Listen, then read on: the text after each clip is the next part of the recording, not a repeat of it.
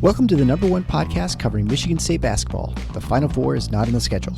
Join Rod and me, Eric, as we dive deep into the Spartans to get you prepared for every game.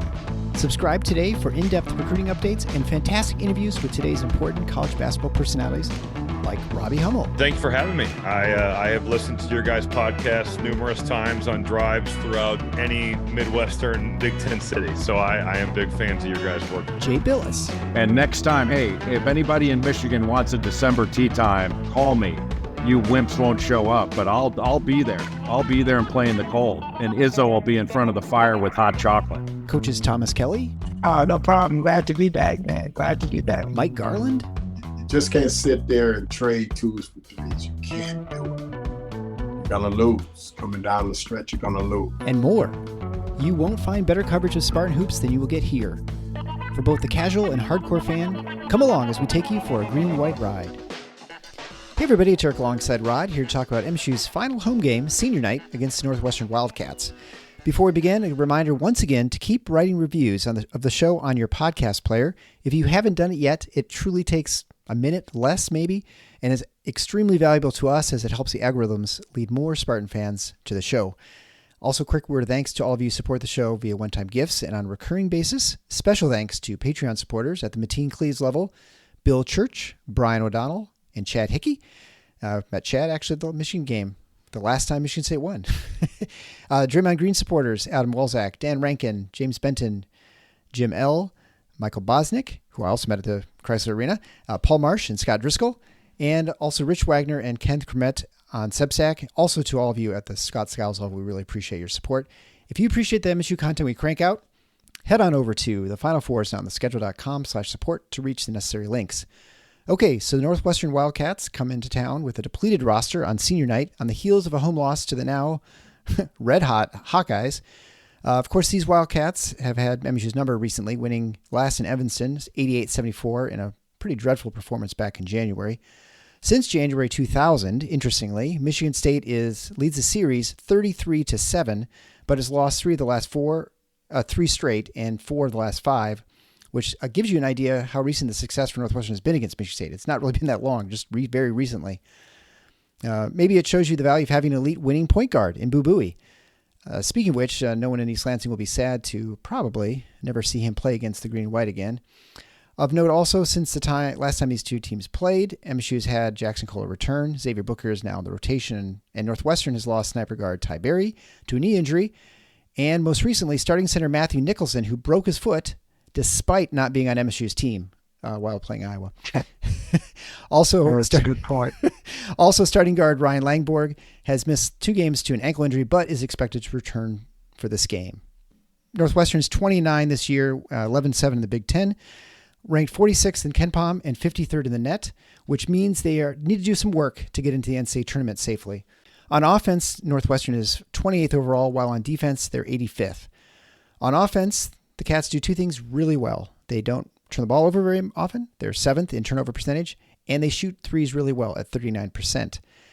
They're only 199th from 2 and don't get much done on the offensive boards at 280th, but that doesn't slow people down playing Michigan State this year.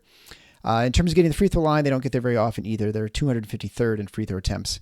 Defensively, they generate some turnovers. They're 60th in turnover percentage against and 77th in steal percentage, but they don't stop opposing shooters very well. They sit 313th against threes and 205th against twos. Defensive rebounding is okay at 124th. They play very slow. They're 338th overall in pace, which is out of 351 teams is pretty about as slow as you can go. 325th in average length of possession. And now those numbers too are going to be probably a little bit skewed in some ways by the loss of Berry and Nicholson, I think probably in some ways. You know, it was interesting to me to look back on where Northwestern was sitting before that first game in early January and this one. And there are some differences. Offensively, they've gotten much better. Why have they gotten better? Well, the turnover percentage has remained elite. They were 14th before the first game. They're now 7th. So that's remained at a high level. But the three-point shooting was a strength for them before that first game, but they are shooting 3 percentage points higher as a team now than they were in early January. They were at 36 and change. They're at a bit over 39% now. And some individuals in particular, the most notable ones, Boo Buie and Barnheiser, have really taken a step up as shooters in that period between the beginning of January and here we are early March. So basically 2 months. That has been the key for them offensively, that they're even a little better than they were in terms of minimizing mistakes, and they've shot the three really, really well. Everything else is kind of on par. Interestingly, on defense, though their turnover generating numbers are still okay, there's slippage from where they were earlier in the season. And the areas that were rough already, basically stopping opposing shooters, have gotten a little worse. So defensively, they've taken a step back. Offensively, they've gotten better. And that's what they've rode to, whatever they are, 11-7. Yeah. In the league right now. That's been the equation. But as you noted, that there's two very important pieces missing. Barry had already been out. He had been injured a couple games prior. And then in their last game, that Iowa game, they lost Nicholson for the rest of the year. So that's two starters down. And a third guy, Langborg, did not play against Iowa. He didn't play in the game prior to that. We don't have official confirmation that he will play, but I read Chris Collins's post-game notes, and he suggested that Langborg is on his way back. They're happy with his progress. It's an ankle thing. And if that had been a more critical game for them, he would have played. Given that they lost against Iowa. I was going to say that was a mistake. Look, Northwestern is in solid shape, but they're where Michigan State is. There's really no difference. And in my quick glancing around at various brackets, it looks to me like Northwestern might actually be in a ever so slightly worse position than Michigan State. Now, why is that? Well, it's two things. It's their strength of non-conference in general, which they do have a win over Dayton, but they didn't really play many other NCAA caliber teams in the non-conference. And then that loss to Chicago State, which at the time, everybody said, boy, that could be an anchor. Because I believe that came after they had beaten Purdue. So it was, you win the Purdue game, you get people's attention like, hey, they may be a tournament quality team again. And then you go lose to Chicago State. The negative impact of a loss to a quad 4 team is stark. And I think that's why you see Northwestern sitting where they are in the net at 53. I'm not saying it's dicey yet, but I do think Northwestern probably, if they can't get this one, then I believe they have a home game against Minnesota to end the regular season, I think. They'd better get that one, just so they don't go in with any kind of heat into the Big Ten tournament, because that's where you don't want to be. Don't want to be going into that next week feeling like you need one. Yeah, for sure. That's a really difficult position to be in. And look, it's a shame for them in the sense that they're clearly down. I mean, we know they're down 40% of their starting lineup. If Langborg is down some percentage from what he normally is, then take it even further. And this wasn't a very deep team to begin with. So they're hurting. They do have a takeover kind of player in Buie, which is great to have. I think Barnheiser has become an excellent number 2 guy during the course of the season. But it's that depth down the lineup that you don't have Barry, who's giving you double-digit points and was part of that great perimeter shooting. You don't have Nicholson, who, for a team that's already kind of challenged defensively and on the boards, he actually gave you some of that stuff. So now you're going deeper into that big man rotation. It's a dicey proposition. From Michigan State point of view, you can't let that affect how you view this thing, though, because we've seen as recently as 2 games ago, you have arguably Ohio State's best offensive weapon miss the entire game, and you don't win at home. So it doesn't make anything a guarantee, but it certainly is an issue for Northwestern to face. And as I say, they are going to come into this game hungry, in my opinion, because I can't imagine that they think they're already in.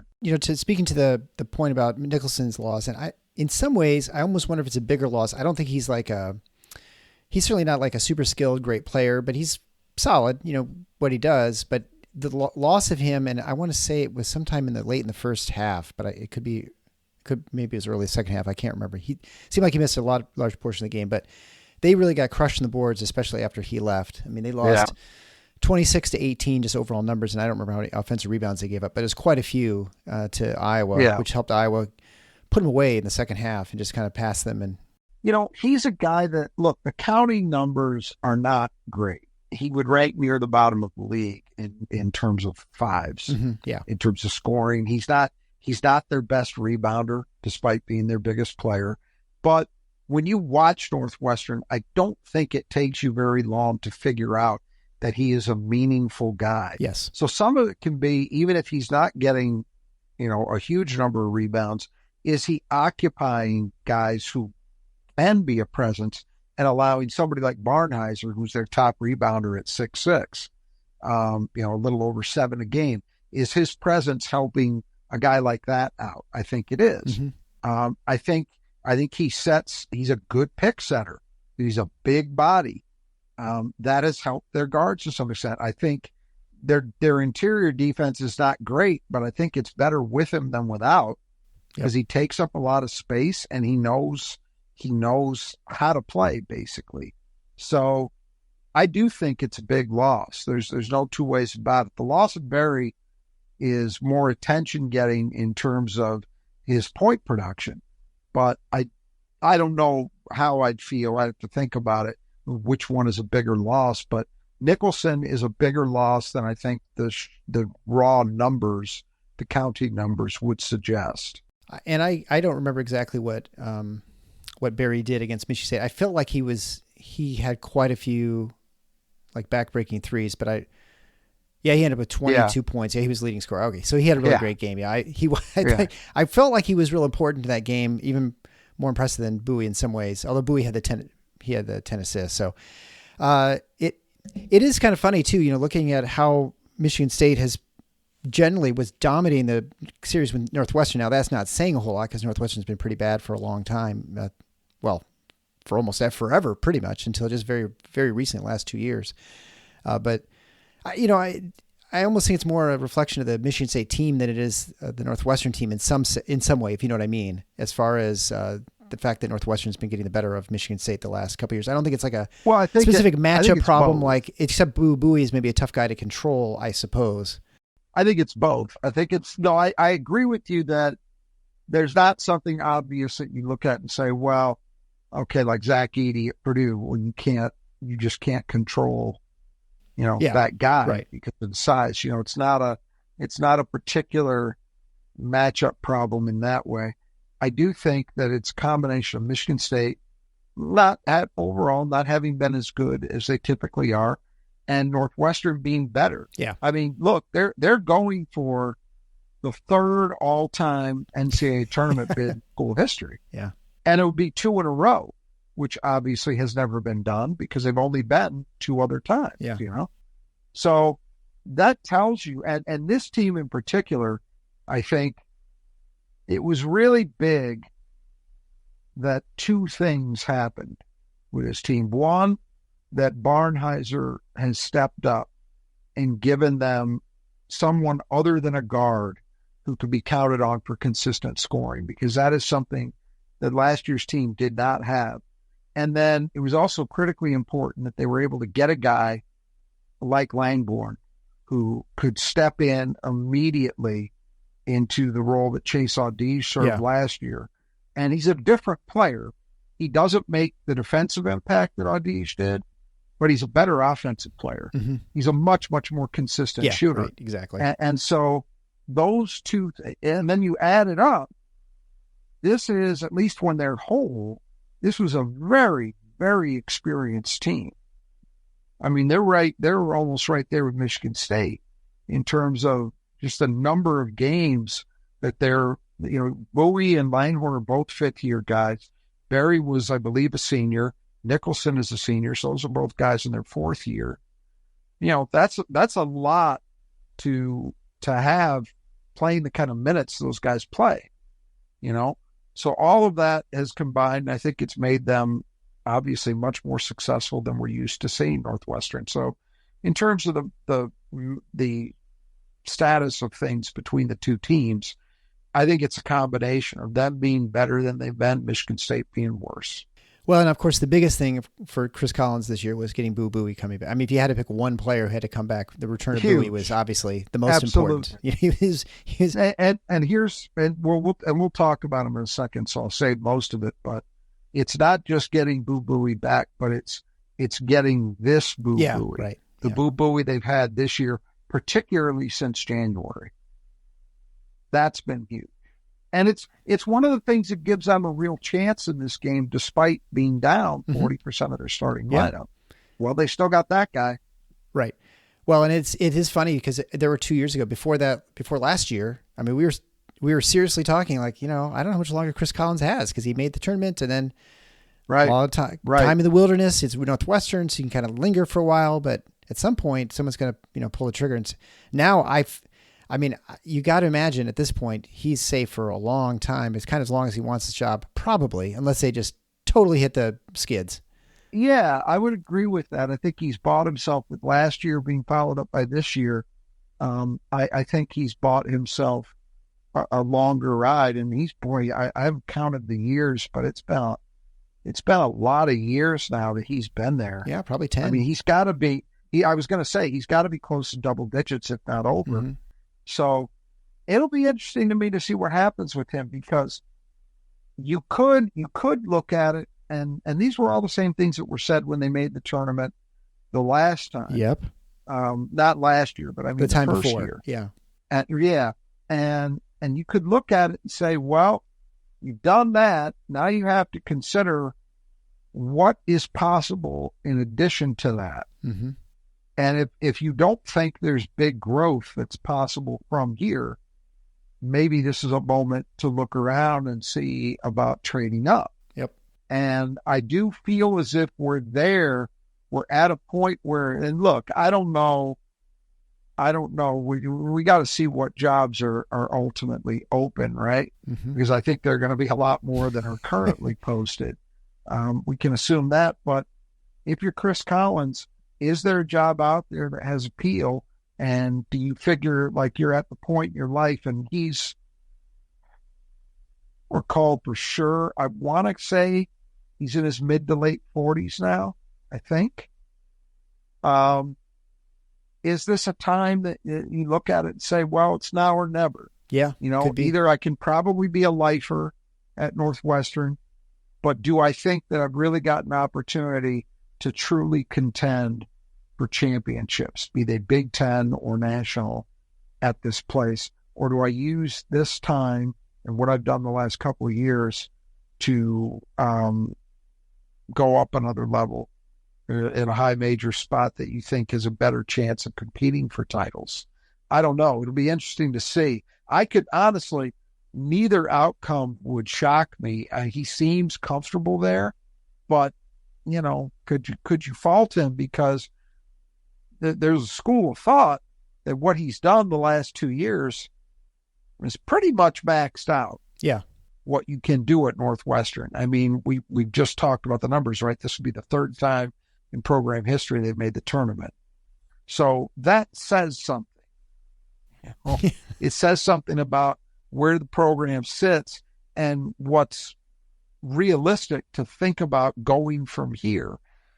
Is it even realistic to say, well, I think I can turn this into a program that's in the tournament, 8 out of 10 years? Is that realistic?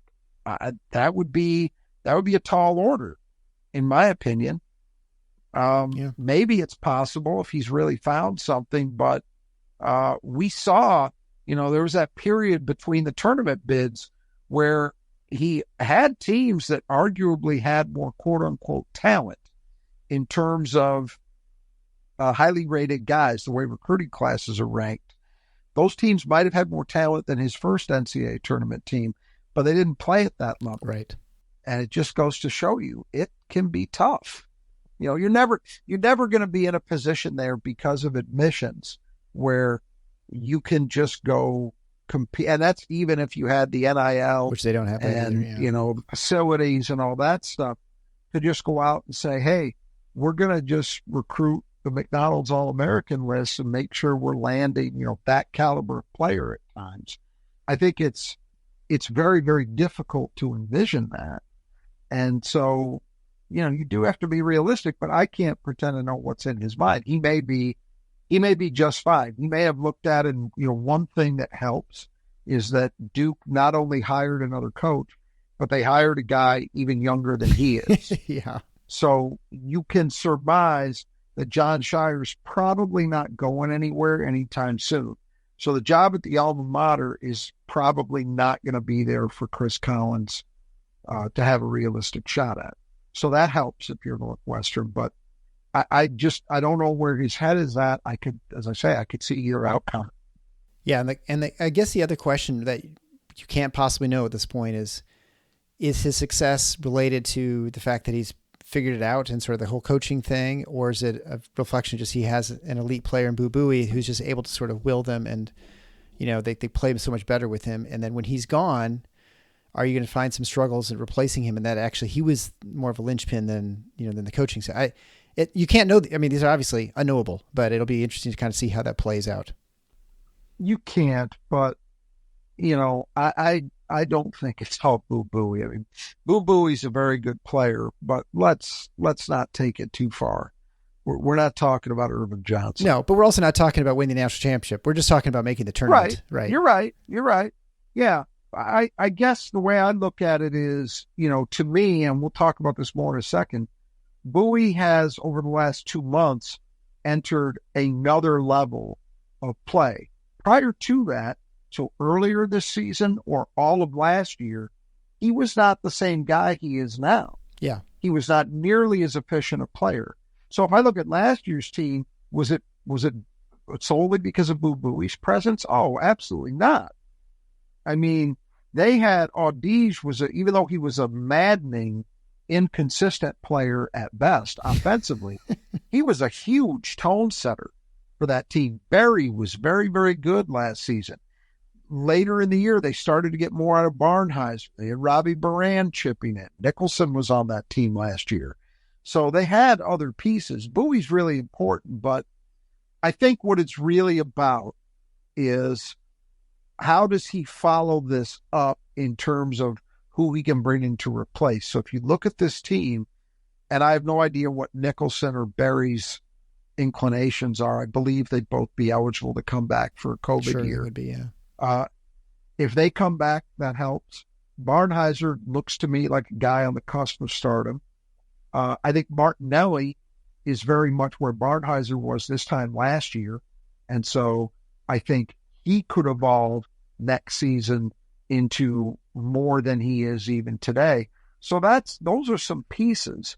The question's going to be, I have no reason to think that Collins has suddenly turned up their high school recruiting. So it's probably going to be about the portal. Can he go get a couple of guards in the portal who can hit the ground running and give them high enough level play that they can be in the tournament mix again?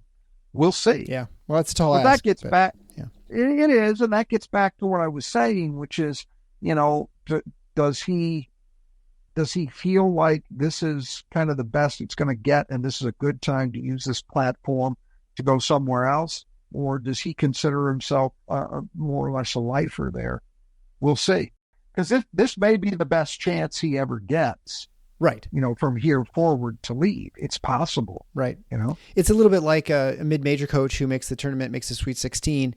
If you're going to make a move, that is the time to do it because that's when all the ADs are going to notice you. If you wait the next year and absolutely right. That's just your moment. 100%. If you are in a situation that feels tenuous. So, we've talked about, what's his name? The guy at Florida Atlantic. Yeah. Dusty May Dusty May. Yeah. he's almost got to go. Yeah. This year, if he has any aspirations to be a high major coach, because you just have no way. That's a really volatile situation, you know, and you have no way of knowing if you're ever going to be in this position again. Yeah. And, you know, and there are a lot of guys like that. I think it's the challenge that guys in that position face, but it also would apply to somebody like Collins is, okay, is this the best it's ever going to get? And I've got to move on if I have aspirations about doing more than this, or am I patient, or do I think that, which I think would be the worst decision, if he recognizes that he needs to go, but he decides this isn't the right year, I think that would be a bad call. Yeah. Or is he just comfortable? Yeah. He likes being in Evanston. I've heard different things about where he sits in terms of his impact on people there, how much he's liked, not by his team, but within the athletic department, within the university. That could be a factor. I don't know. So we'll see. Yeah. Well, I mean, the same thing could be said about Izzo at some point in his career, right? He could have left for the NBA and other places, and, you know, could have gone either way. And he decided to stick around just because he felt like the fit was better for him at Michigan State, or, you know, family reasons. There are the things you can't possibly put in the calculation unless you, right? There are. I do think those situations are distinguishable, though, because Izzo knew from the first point that a move like that was considered feasible, that he could compete at the highest level of his sport. Oh, yeah. Right. Because he'd already done it. Yes. Right? Yeah. The NBA stuff didn't start until after he won the championship. Yeah. So that's kind of a little bit distinguishable, but I think your point holds in a general sense. All right, well, let's go through the lineups for Northwestern. This is a segment brought to you by the Brothers Just Your Gutters, and they sponsor the player that Michigan State needs to keep in the gutter. And this, I think, will be anticlimactic, but the Brothers obviously take care of gutter work. If it is a rainy time in the state of Michigan, it is, well, snowy, maybe rainy. It kind of depends on what day of the week it is. Either way, that water eventually has to work its way off your roof. Make sure you've got the right gutters and they work properly, not full of leaves and twigs, or in my case, a whole tree. You want to make sure all that's taken care of. And so the Brothers Just Your Gutters can take care of that for you, whether you're on the west side of the state in the Grand Rapids metro area or the Metro Detroit area. They should be your first call to take care of that stuff. They'll replace, clean out, they'll repair the gutters, whatever needs to be done, whether it's your house or even your business. They can do it, big and small jobs. You can find ways to contact them at the Final Four on theschedule.com/support. And then you can find the ways to link to get estimates. 10% off, you mentioned Final Four when you get your estimate. All right, so we'll begin with Boo Buie, who we've talked about quite a bit already. 6'2", fifth-year senior, averaging 18.9 points a game, 44, 43, 84 shooting. Also, it's 2.5 to 1 assist-to-turnover ratio, averaging about 4.5 free throws a game. Is obviously the leader of the team, and as you mentioned, he is talented enough and enough of a thorn in the side of Michigan State on occasion that he could certainly carry a team.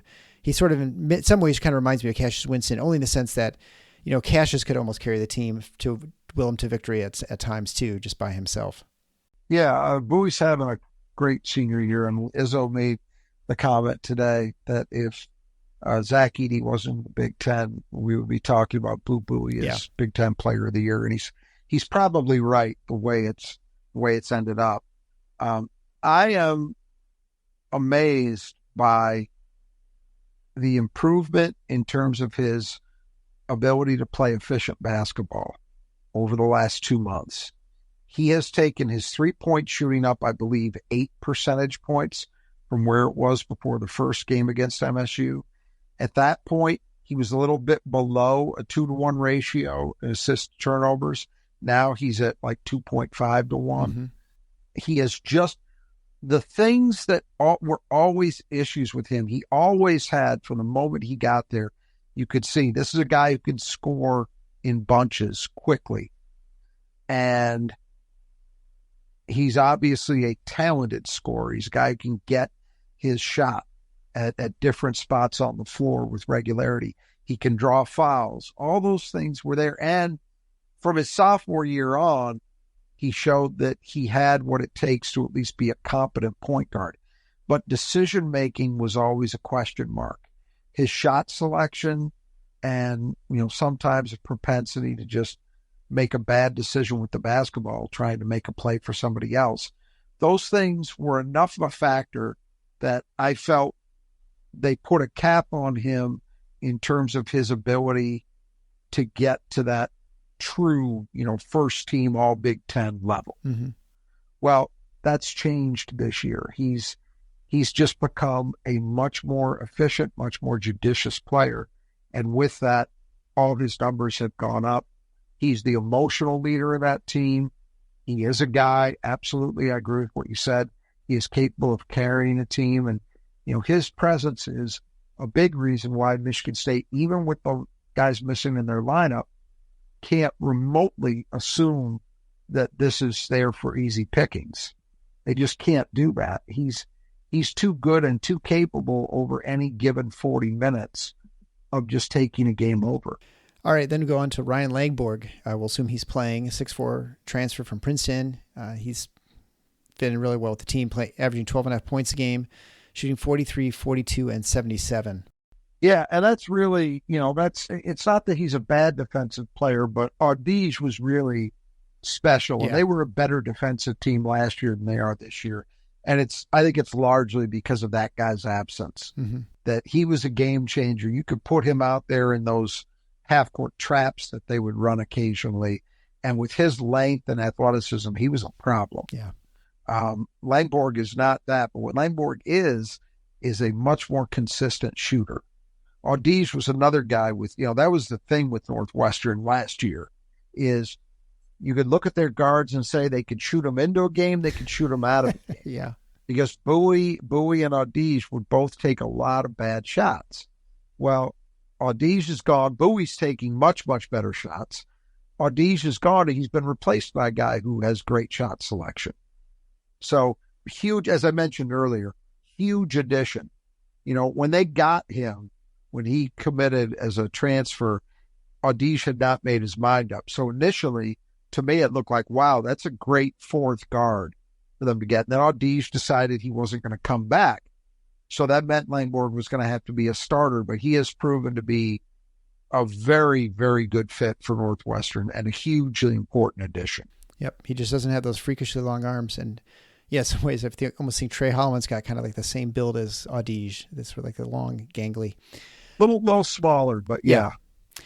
So then going on to Nick Martinelli, 6'7" sophomore. He's filling in for Tad Berry, who's out obviously with injury, averaging 8.8 points a game on 51, 29, and 78.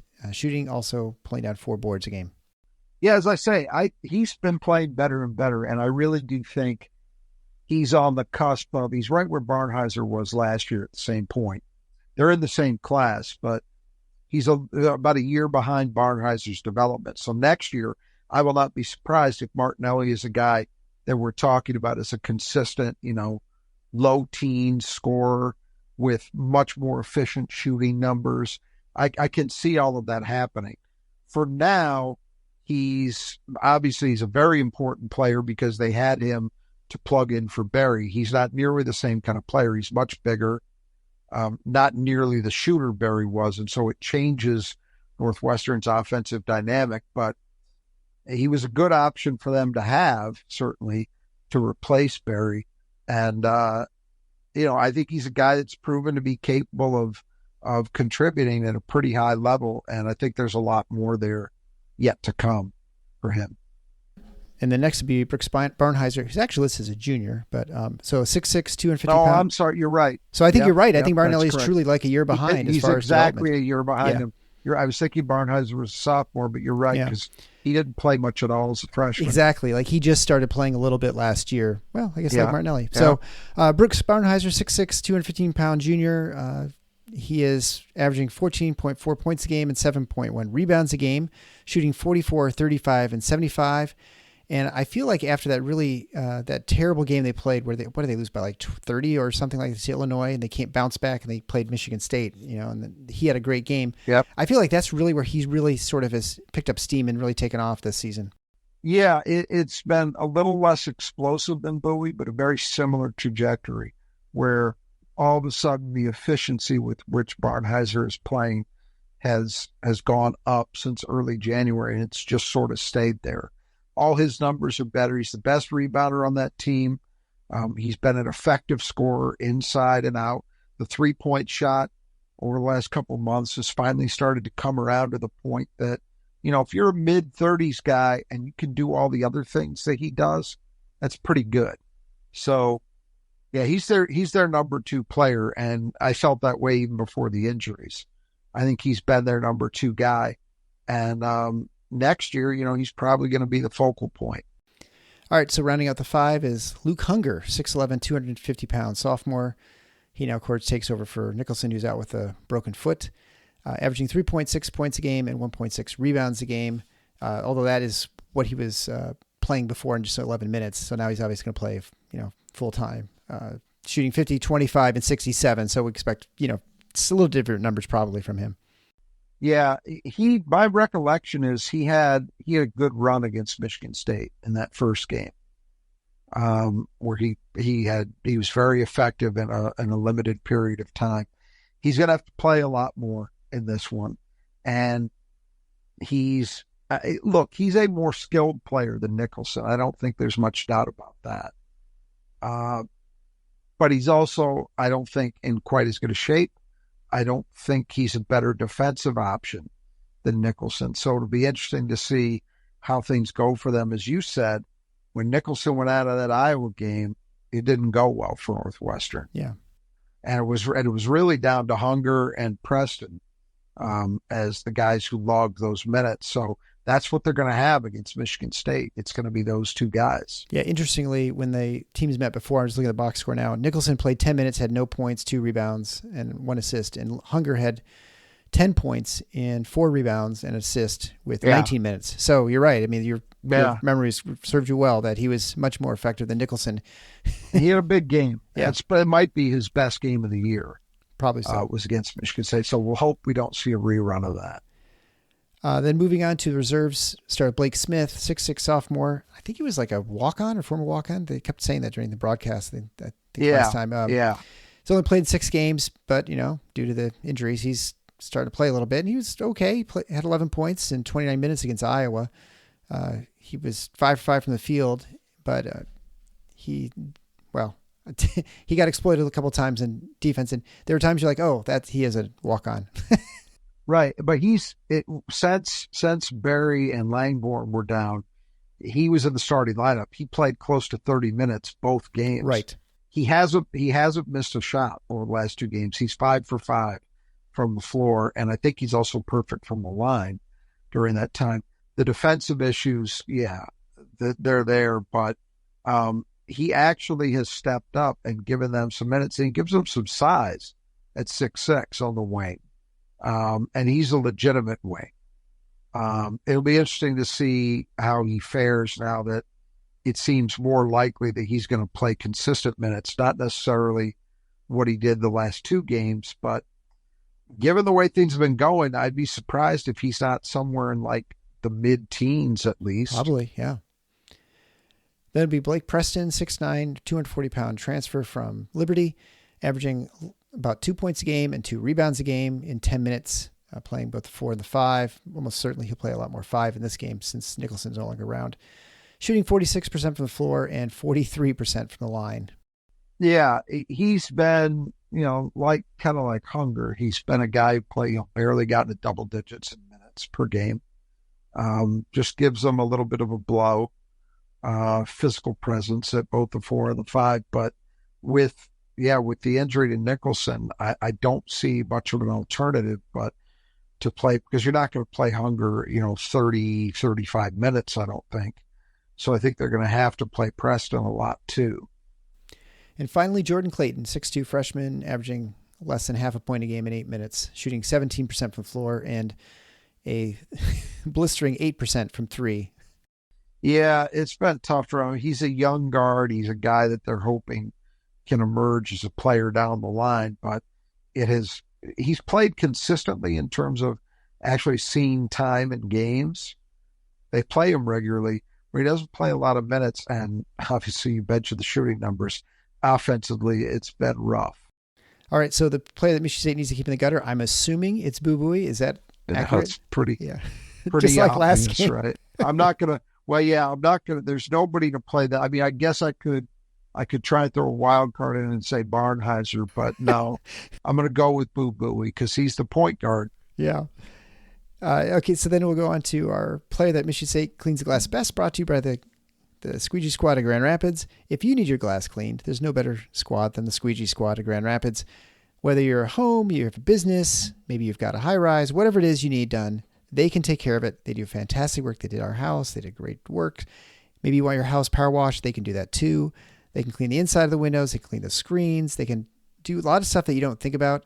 If you're lazy like me and don't think about doing all those, you're just kind of getting stuff, wiping things around the edges. So they'll take care of everything. Very good pricing too. 15% off if you mention Rebound on you're getting your estimate, and they'll come out and do things really quickly. I mean, they're impressive crew. And now that it's not ice cold, they can come out any weather, so they'll take care of things. So check out the Squeegee Squad of Grand Rapids. You can find ways to link to their estimate at the support page at tffinots.com/support. All right, so right now it's 6 to 5.5. Neither of us got the point last game because Tyson Walker had 7 rebounds and led the team in rebounding again with Purdue. And so now I get to pick first. This is getting so much harder now. I have no idea. Let's see. I think second was, it was Walker, then it was Cooper, then Hall, I think last game. I think I'm just going to go with Malik Hall. He seems like a good default. I mean, Madi's going to start. His brother's going to be there, so you could argue that he might get some, but I don't think he's going to get enough minutes to get enough rebounds. So I'm going to go with Malik Hall. What do you think? I'm going to go off the board, and because I'm anticipating a lot of 3 attempts by Northwestern, I'm going to go with Jaden Aiken. That's not a bad choice. All right. Well, I'm a dumb half point behind, so hopefully I can. I'm just worried there's going to be a 3-way tie, and I'm going to get like a third of a point or something. We're going to have to do some complicated fractions. All right. All right. So, again, that's brought to you by Squeegee Squad Grand Rapids. Then moving on to the 5 keys of the game, brought to you by Nudge Printing. Nudge Printing will take care of any sort of Spartan apparel you need. Not that it's time for thinking about tailgating, but certainly it's time we're emerging from our dens and it's time to get some t-shirts and stuff. So if you need some t-shirts to head down to the restaurant or just hang around downtown, you can head on over to Nudge Printing at nudgeprinting.com. They've got great stuff. And even if you have the non-Spartan fan in your friend list or in your household, you can get some stuff for them too. Wearable, very comfortable, easy, they washable. I mean, they're just fantastic products, and they look great too. So they'll make you look good. So head on over to Nudge Printing, 20% off. You type in Final Four. That's just one word at the coupon code at checkout. And we will be having our bracket challenge coming up pretty soon. So the winner of that will get some Nudge Printing gift cards. Also, we're almost to the end. We have 2 games left, obviously. And so the winner of the Big Ten prediction challenge for the standings will get a Nudge gift cards as well. It looks like those who picked Michigan State will not get it, will not win, probably. Although things are always much more jumbled up than you think. And I think I think there's even a chance for Indiana right now to end anywhere between 5th and 13th in the league, depending how things go, which just showed you kind of how the Big Ten is this year. All right, so we'll begin with the first key to the game is defending the arc. Northwestern's getting Langborg back. He's obviously a good 3-point threat, and Ty Berry's not there, but they definitely have Barnheiser and Buie, so they have 3 people who can hit from outside. Yeah, and I expect those guys to be taking a lot of shots. Yeah. I think it's hard for Northwestern to score a lot. I mean, obviously, without the 3 being a big part of what they do.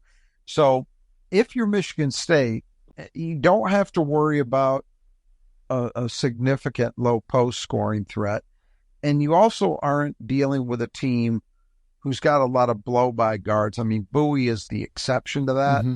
He's the one guy they've got and kind of make plays for himself consistently. But I think this is a team you can sell out on a little bit more than many other situations. And so that's what I would hope to see Michigan State do in the interest of trying to limit the kind of looks that Northwestern gets. I mean, if they hit shots, they hit them. But at least if you're limiting the quality of shot that's available to them, that's potentially a big positive. So that's what I would like to see is Michigan State really load up on shutting down the perimeter, make Northwestern have to go inside the arc to beat you. Yeah, and I imagine too that on the pick and rolls that the big just stays out on the shooter and doesn't allow. I think that's going to be real important to not worry about the roll guy so much in this instance. Yep. All right, so number 2, the boards. Northwestern, we mentioned, is not a great rebounding team. That doesn't seem to matter to Michigan State. They seem to play up or down to whomever they're playing as far as rebounding goes. Yeah. Boy, it'd be great to see an effort like they had against Purdue where they really gang rebound and take over and just dominate Northwestern on the board. On both ends, I think you can really get some work done at the offensive end as well. Absolutely. No, that's what's there for the taking. The question is, are you going to take it? Yeah. And it's 5 guys really going after that, particularly on the defensive boards. Third key to the game is guard play. Michigan State's guard play has been spotty, we'll say, over this last stretch. And so it definitely needs to be better, and especially Boo Boo, you got to be careful with him. And well, Langborg. Look, it's yeah, exactly. And Michigan State's guards did not stack up the last time against Northwestern's, and it's been an issue of late, pretty dramatically, in my opinion. They haven't been able to get guys going consistently, and so that's really cost them. We will see if senior day makes a difference. We know that it's Tyson Walker's last home game. After today, I think we also know it's A.J. Hogard's last game. Yeah. We don't know about Jaden Akins. He's not a senior, but that doesn't mean it might not be his last game as well. But for 2 of those guys, I think we're pretty certain that this is it. So can they rise to the occasion and play their best basketball at a time when they really... Yeah, and I guess you want to expand on that AJ thing comment real quick for those who aren't familiar with the press conference that Tom, I assume that's what you're referring to. Yeah, it is. Izzo was asked today about the possibility of AJ and Mady Sissoko possibly coming back for a COVID year, since they would both be eligible to do it. And he said the way he's treating it is that his seniors are seniors. That's the first time he's been asked about it, but it's, to my knowledge, but it's the first time he's made that comment. I think we've felt all along that was very likely for AJ. And I think for Mady, there had been more of a question mark, but I think as this season has gone along, yeah, I think that, on both ends, you have to look at it and say, well, realistically, this probably should be it. So what that means from a Michigan State perspective, just if we take a second to go forward, it means that, yes, in fact, next year is going to be a changing of the guard at the point, and you're likely going to see the keys to the team handed to Jeremy Fears with Trey Holloman and perhaps Jace Richardson pitching in at that spot. Mm-hmm. I personally feel good about that. I think it's certainly time for a change there. I think what'll be interesting is, okay, we assume that means A.J. Hogard is done as a Michigan State player. Does that mean he's done with college basketball? I don't think that's any kind of given. Yeah, because I think with the season he's had, he has not put. This summer there was some speculation because he was coming off a great close to last year. He had a great summer playing at the Chris Paul camp and had impressed some people. And so I think there was a feeling, well, maybe if he really balls out this season and builds on that, he could put himself into the conversation of maybe having a shot at the NBA. That has not happened. Clearly, that has not happened. So the question is, does he just kind of want to put this phase behind him and go try however he wants to go about it, be it, the G League or overseas, and try to build himself into a pro career that way? Or does he want to take one more shot at it elsewhere? I would say this, despite the way I think most Michigan State fans feel about his play this year, if A.J. Hogard hits the portal, he will be hotly desired. Mm-hmm. I have no doubt about that. I think you're right too, yeah. He will be, and you're talking about a guy who last year was maybe all regional team. So all the criticism, and by the way, I'm not saying that suggesting, oh, Michigan State better be careful. No, it's time. Mm-hmm. I want to see Jeremy Fears, a healthy Jeremy Fears, handed the keys next year. That's what I want to see. Yeah. But I'm just saying AJ Hogard would have that option.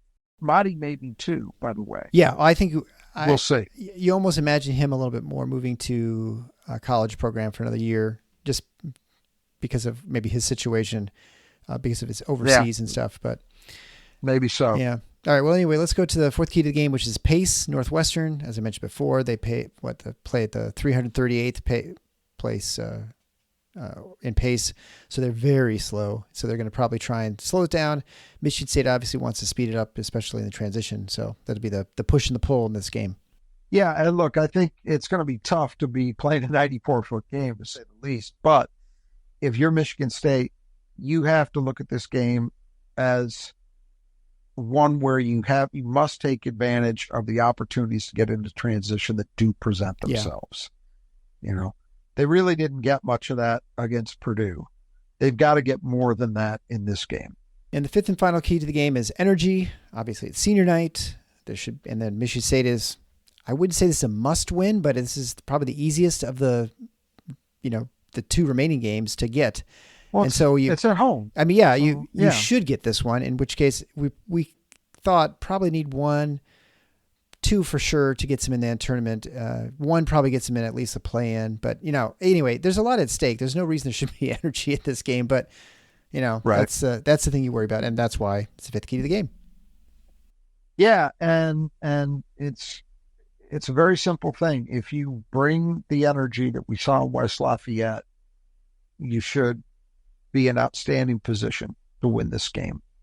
If you don't, if you come out and you play the way you did against Ohio State, against Iowa, you're putting yourself in the crosshairs.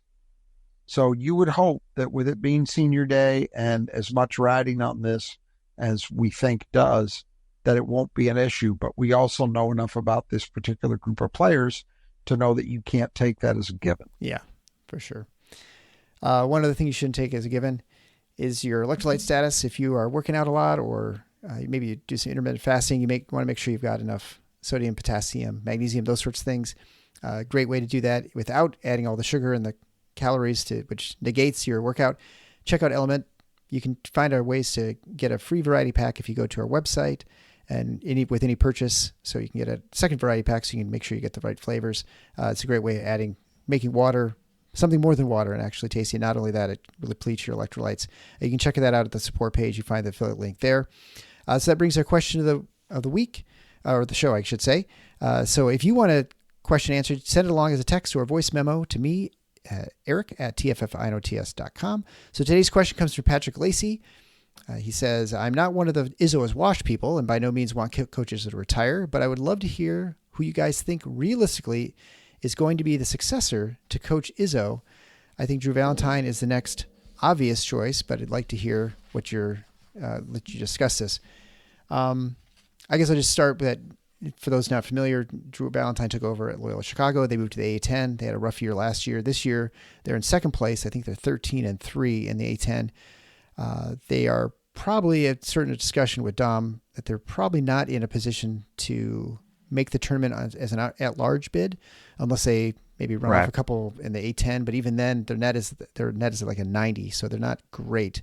Yeah. They don't like it. From my looking at their games, it doesn't look like they have any bad losses, but they don't have a lot of really great wins. Yeah, part of the problem there is that the A10 is not maybe what it once was in terms of the league and the quality. Dayton's the one team that Dom mentioned, and I would agree that could get in as an at-large. But I thought they were tied for first. Yeah, I think they're a game behind Richmond, I think. Okay, all right. I'd have to look it up again. But they've been on an incredible run, regardless. And it's a big thing because Drew, his first year, they were in the Missouri Valley, and he still had basically the core of that team that had, I think, gone to a Sweet 16. They beat Illinois in the tournament that year, and the year prior under Porter Moser. And then when he left to take the Oklahoma job, Drew succeeded him. and got back to the tournament. He didn't have quite the success that they'd had the year before, but he got there, had a good year with those guys. And then most of those guys were gone. And so last season was something of a rebuilding year. And to make it worse, they were moving leagues from the Missouri Valley to the A10. Yeah. So a little bit stiffer competition. I don't think there's a massive gulf there, but it's a little bit stiffer. Yeah. And they were rebuilding, and Loyola just took it on the chin. They had a terrible year. Well, they bounced back after a nondescript non-conference. They've been great, as you said, 13-3 in the A10 thus far. That's impressive. He may not get a tournament bid out of it because, as you say, they're not in position to get there unless they win the A10 tournament, but they certainly would seem to have a chance. It seems to be basically considered to be the case that there are three teams, Richmond, Dayton, and Loyola, that would be the likely candidates to win the tournament title. So we'll see if he's able to do it. But either way, he's had enough of a bounce back year, and he also is recruiting well. He's added 2 top 100 players, both of whom are Europeans, to his recruiting class that'll be incoming for next season. So he's adding talent as well at a level that, Loyola is not a school that historically has top 100 players. So for him to land 2 guys and showing an ability to go the overseas route is interesting too. He's clearly the only name that at the moment you would feel comfortable mentioning. Yeah. And I say that because the thought has always been that whenever the moment comes, and I don't think it's coming after this year, but the thought had been whenever it comes that it would be that Izzo is going to essentially be the guy who selects his successor. And I still think that's true. I don't think anything about this season changes that. Yeah. And that makes it highly likely that it's somebody in the family tree, which means somebody who's been on the staff, maybe even somebody who's been a player, those types of things, that there's someone who's deeply connected with Michigan State basketball under Tom Izzo, that it would follow the model that we've seen in recent years at North Carolina and Duke, where they both pick guys who had been assistants to the previous head coach, Roy Williams and Mike Krzyzewski, respectively. That's exactly what those programs did. I think it's reasonable at this point to expect that's what Michigan State would do. So at the moment, what does that candidate field look like? Well, DJ Stevens has done okay in MAC play, but the overall record is very rough at Western, and they weren't very good last year. So he hasn't had a breakthrough yet as a head coach. The only other guy who's a head coach who I think would seriously be considered would be Drew Valentine. And Drew, of course, father played at MSU, brother played at MSU. He was on staff as a grad assistant before he got a job at Oakland, his alma mater, and then, obviously he went to Loyola and has progressed up the ranks. You're not hearing anybody really talking about this outside of deep Michigan State circles like we are. Yeah. Because there's no imminent suggestion that Izzo is going to retire. So what does it matter? If it comes 5 years from now, well, we don't know where Drew Valentine's going to be. Mm-hmm. His career could take another dip at Loyola and he wouldn't be as attractive, or he could opt to move on to another high major job in that interim. And then you don't know. I do think, regardless of where he is, if he continues winning the way he has in 2 of his first 3 seasons, I think Drew Valentine would be a guy who would very much be in the mix just because of his, even though the only thing he didn't do is play at Michigan State. Right. That's it. He's a Lansing kid. His dad and his brother played here. He was on the staff for a couple seasons. It seems like a logical thing to me as we sit here in March of 2024. The issue is we don't know how long we've got until that decision is going to be made, right? Yeah. And so that's the caveat, And I've always been of the belief that it was going to be someone from within the family. But if for some reason it weren't to be Drew Valentine, if Drew Valentine did not exist and everything else was as it is, I honestly don't know what they'd do. I mean, there's a part of me that thinks they'd probably select a current assistant. But, how would that play out? Yeah. And, Tom Izzo knows. I mean, I do think it matters to him greatly that the program continue and try to build on the legacy that he's left whenever he decides to leave. So what does that mean? Might he consider somebody that he has a good relationship with? Right. Some of the or coach, good, or, maybe. I'll say this much. If you think that it's going to be a conventional head coaching search, the way it would be for other big programs, you're almost certainly wrong. Mm-hmm. It won't be that. Yeah. It will be a very specific type of coach. I still lean toward it being someone who has Michigan State connections, but timing is going to play a big part in that, Yeah. Yeah, I guess the only other name you kind of hear out there even barely is Tum Tum, and now obviously he's not a head coach. He's an assistant coach at Bowling Green, I think. Yeah. But, does he come onto the staff at Michigan State in 3 years or something? I mean, who knows? Things can sort of change at that point too. And that's a good question, but that would necessitate somebody from the current staff moving on. Exactly.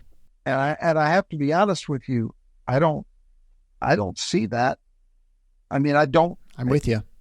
Wojcik and Montgomery are probably unlikely to be getting more head coaching opportunities. Nor do they want it sounds like. Yeah, probably not. And I, I'm not sure that, unless something, maybe a smaller D1 school decided they fell in love with Thomas Kelly. I don't see that either. So yeah, that would be great. And I think Tom is a name to keep your eye on, but that's going to need some time. That's something like, if you could tell me Izzo's going to be around for another 5 years, I'd say maybe. Yeah, that's my thought too. Bowling Green's done very well under Todd Simon this year. They're not leading the MAC, but they've had a good season. And that's the first season for those guys at the helm of that program. So and they were good last year at, Utah Valley, I think. Mm-hmm. So they've got, or maybe it was Southern Utah. Southern Utah. Yeah. So there's a chance, and I have to believe that Tom would be lights out as a recruiter. And, the other stuff you don't know yet, but just what we know about his personality, his work ethic, all of those things, you would think he's at least got a chance. But it's just way too early. The ideal thing would be exactly what you described. There's an opening on the staff, and he fills that job. And that would be great, because that would give time for maybe a passing of the torch to happen if there's nobody external. But we're not in that position yet. And at least for the moment, I kind of have a hard time seeing how we get there anytime soon. Yeah, no, I think. Because there's those, for those who think, and this has been another stupid thing that's reared its head in Michigan State online discourse in recent weeks, is, they got to fire. I'm not even going to dignify it by getting specific, but they got to fire this guy, or they got to fire that guy. Well, to my knowledge, and you're talking about assistant coaches, right? Like, they're not developing the big men. I'm talking about it. Yeah, right. Yeah. Yes, rotations, all the rest. There's never been a situation where Tom Izzo's fired an assistant. Now, there has been one or two where he's really encouraged guys to go. Yeah. And that's been in head coaching situations mostly, not exclusively. But I just don't see him doing that. I'd be very, very, very surprised by that, to see him get rid of somebody. Yeah. It's just not how he operates. I don't feel like it's like football. Like football, you can definitely see that you've got a defensive coordinator, part of your team's not working. we need to replace this guy because the team. Yeah. But you have such an intimate relationship with all the players. It's not like they're, this roster's small. They're like with 12 guys. It's not like it's hard to keep track of everything.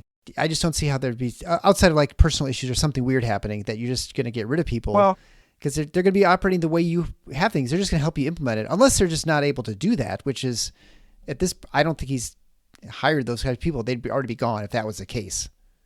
Well, and here's the thing. Two of the three guys have been to multiple Final Fours at Michigan State on the staff. The Doug Wojcik, the second one, I don't believe he was technically on the staff yet. He had come back as, I don't remember whether he was director of basketball operations that year, I think, something like that, with Cassius's junior year. But he was around for that team. Mm-hmm. So, and Mark Montgomery was an assistant coach for several Final Fours, at least 2, maybe 3. So he's, when people talk about that stuff, I'm like, okay, give me specifics. Yeah. What is it that's happening? Little big man development. Well, is that Doug Wojcik's fault? That Marty can't catch a ball, right? I mean, that's or is it right? Or is it that the personnel they've opted to recruit, which you could also give him some blame for, but this is where I'm going with this. Ultimately, all of that stuff in basketball, you mentioned the comparison of football, and it's really important to distinguish it in football because of the scale of it. You really do delegate. Yeah. You're a CEO as much as anything. Yeah. We know that with the Detroit Lions, yes, Dave Campbell's overall philosophy and sometimes decision-making is brought to bear, but it's Ben Johnson's offense. Right. We know that. And that's the way it is pretty much at all the higher levels of football. That is not how it is in basketball. Everything Michigan State does stylistically, the substitution patterns, the development, all of that stuff, the buck stops with Tom Izzo. Yeah. It does. Right. And that's the way it is at most programs. So to blame those guys, I can't get there. Yeah. I can't get there. But I do, again, it's what makes answering this question difficult because there isn't yet that obvious answer. Yeah. If there was some health thing to happen right now, I think that's probably where you're going to end up. If there's anyone you're going to say, it'd be Drew Valentine would be sort of the front of the list. And then, something, God forbid something happened. If it happened tomorrow, I would probably go 50-50 between Drew Valentine and Doug Wojcik. Yeah. That's where I would go. And I say that only because Wojcik is the most experienced of those guys. And it just seems to me that he's kind of replaced DJ as the closest thing to a right-hand man.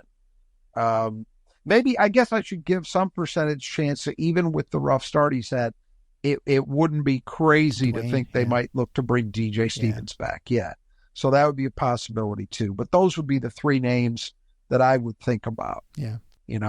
And that, look, would anybody feel great about that? I think there'd be enthusiasm for Drew Valentine. I'm not sure there would be for either of the other two, but that's probably what you'd see. Yeah. Well, that's obviously a situation that you don't want to end up in, and that you're not right. A non-ideal situation. It's going to be a non-ideal solution, right? That's pretty much the way it goes. Well, the other thing, just to wrap it up, is that, this gets said a lot, but apparently not often enough. Uh-oh. Everybody just ought to prepare for the reality that, you're not going to replace him with somebody who's going to keep you where it's been. That doesn't mean the next guy's a failure. Doesn't mean the program still can't be good, but there's a very much a non-zero chance that Michigan State becomes a very different kind of program. That is a possible outcome here. Yeah. So don't be rushing and wishing and hoping for that day to come soon. Yeah, I think that's that'd be my feeling. that lacks the wisdom. I think it's pretty much that situation. And open history book. All right. So we'll wrap it up there, and we'll get back to you after my last ice cream sandwich of the year at the Breslin Center. So Until next time, the Final Four is not on the schedule. Go green.